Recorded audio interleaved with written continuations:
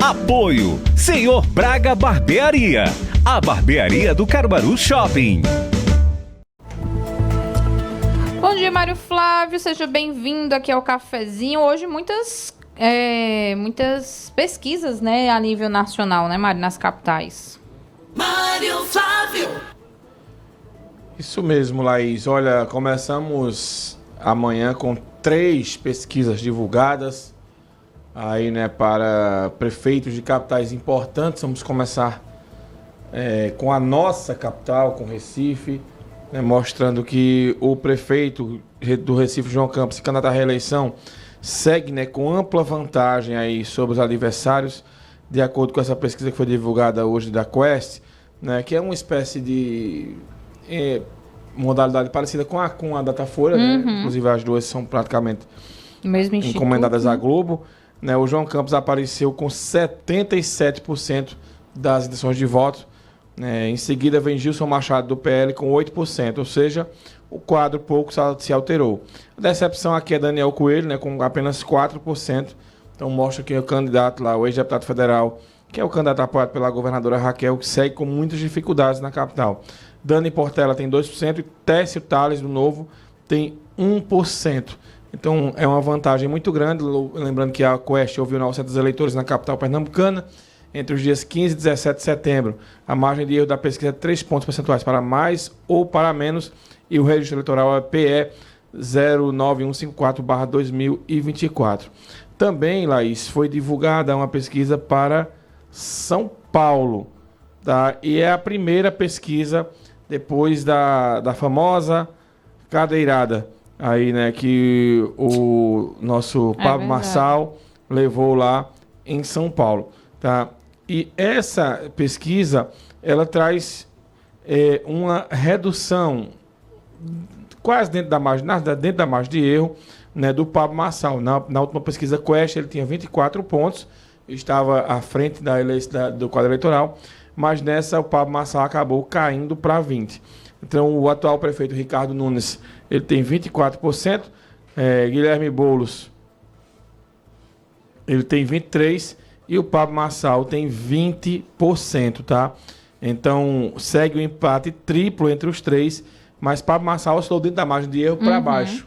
Mas lembrando que é dentro da margem de erro, repetindo, Ricardo Nunes 24%, Guilherme Boulos 23%, Pablo Marçal 20%, Datena 10% e Tabata Amaral 7%. Então Datena não se alterou, praticamente não houve alteração. No Rio de Janeiro, outra capital importante, né, que tem uma eleição muito parecida com a do Recife do ponto de vista consolidado, houve uma queda de 7 pontos percentuais do prefeito Ricardo Paes, que disputa a reeleição, mas ele ainda tem uma folga grande. Ricardo Paes tem 57%, ele tinha 64%, viu? Teve uma queda aí de 7 pontos percentuais. Mas o segundo colocado, que é o Alexandre Ramagem, que é o candidato de Bolsonaro, ele tem 18%. Ele subiu de 13 para 18, subiu 5 pontos, então tirou esses pontos aí, né, do Alexandre Ramagem. Tarcísio Mota tem 4%, ele é do PSOL. Rodrigo Amorim, do União Brasil, tem 1%, Marcelo Queiroz 1%, Ciro Garcia 2%, e aí os demais candidatos não pontuaram. Resta também, Laís, que foi divulgada uma pesquisa Data Trends aqui, né, para a Prefeitura de Caruaru, e essa pesquisa, ela, pela primeira vez, ela traz uma posição muito baixa de Fernando Rodolfo. Tá? Nos dados estimulados, que são aqueles, né, que se colocam os nomes, né, dos candidatos, o prefeito, candidato à reeleição, Rodrigo Pinheiro, ele apareceu aí com 45% das intenções de votos contra 37% de Zé Queiroz.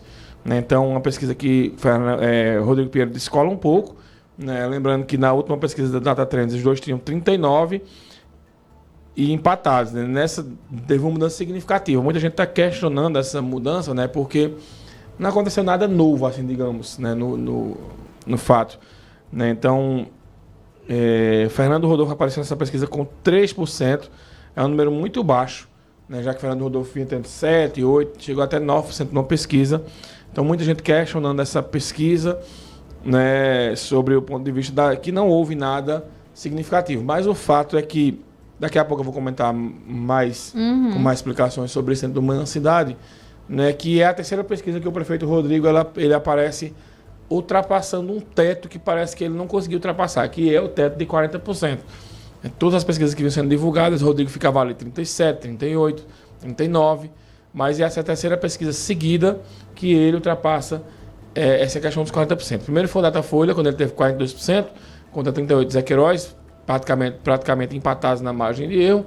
Depois, a pesquisa do Instituto Opinião, quando ele mais uma vez ele teve acima dos 40%, e agora, Data Trends, mais uma vez, o Rodrigo se colocando acima dos 40%. Então, mostrando que o prefeito vem em evolução, numa crescente. Zé cresceu também, é bem verdade, mas o prefeito ele começa a atingir patamares aí que deixam os eleitores dele bem animados. Alguma mudança de estratégia, Mário, que possa justificar isso? A vinda dela para cá, né? A vinda de Raquel para cá, inclusive até as cores da campanha já estão mais usando o roxo, né? Os jingles de campanha que eram, sei lá, um monte, eles estão focando mais jingle de Rodrigo com Raquel.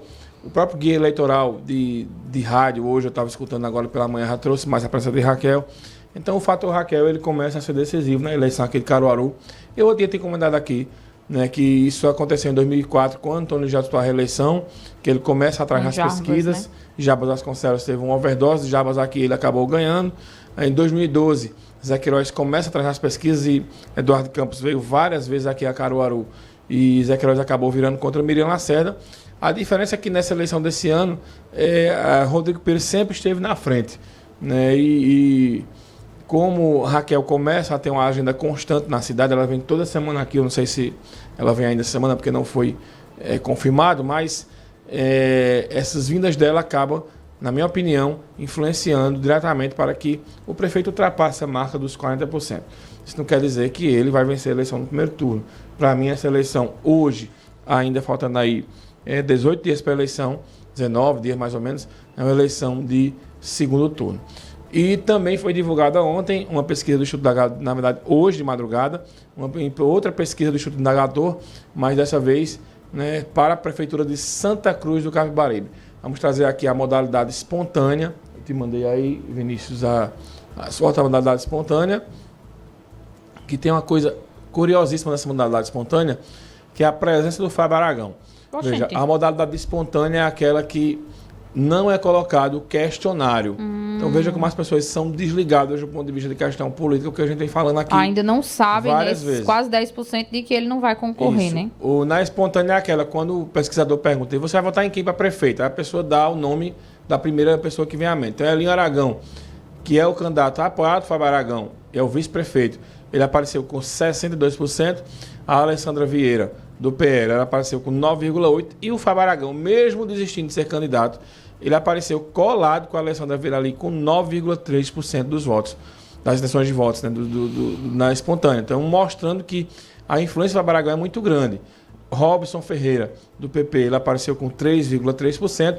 E Anderson Silvestre, que é da Democracia Cristã, com 0,4%. Na modalidade estimulada, que é aquela que o pesquisador coloca os nomes dos candidatos, a vantagem de Elinho aumenta, ele vai para 73,1%. A Alessandra Vieira, ela sobe um pouquinho, ela vai para 11,3%.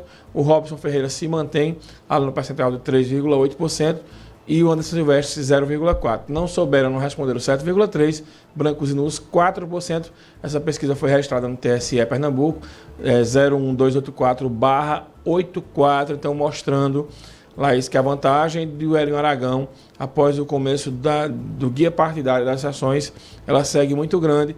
E ele, com a força, né, do Fábio Aragão, ele segue aí a passos largos para ser eleito prefeito de Santa Cruz do Capibaribe. Lembrando que em Santa Cruz o Fábio Aragão tinha o direito de disputar a reeleição, mas ele não quis disputar a reeleição, uma questão pessoal, e ele hoje, na minha opinião, é o político aqui que tem uma maior transferência de votos, né, de todos nessa eleição. Ele consegue uma transferência absurda aí para o Elinho Aragão. Então esses são os dados, esses são os números aí da pesquisa eleitoral lá em Santa Cruz. Daqui a pouco eu vou falar mais sobre essa pesquisa, também sobre a situação de Caruaru. E só um esclarecimento, Laís, para os ouvintes da Rádio Cidade.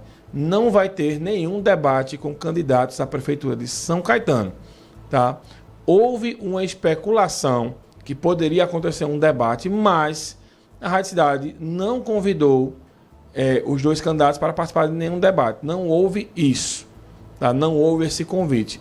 Porque ontem chegou para mim um card, né, que ia acontecer um debate da Rádio Cidade que estava esperando só a confirmação de um dos candidatos lá.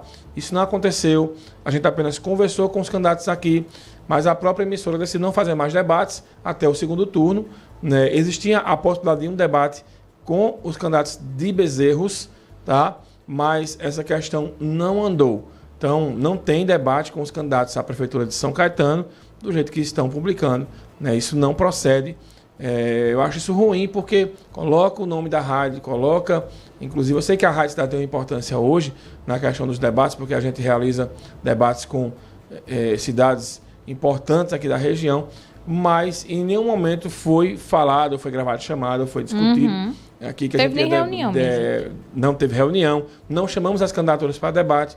Então as pessoas precisam ter mais cuidado quando divulgam certas informações, tá?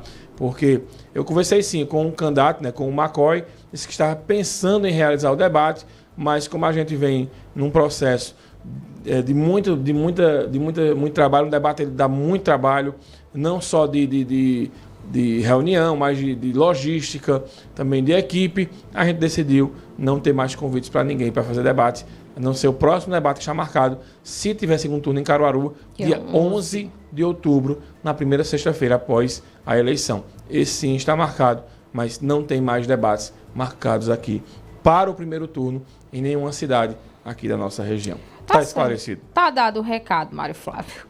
Mário, não vou me despedir de você, a gente só vai rodar a vinheta, depois vai falar de futebol. O cafezinho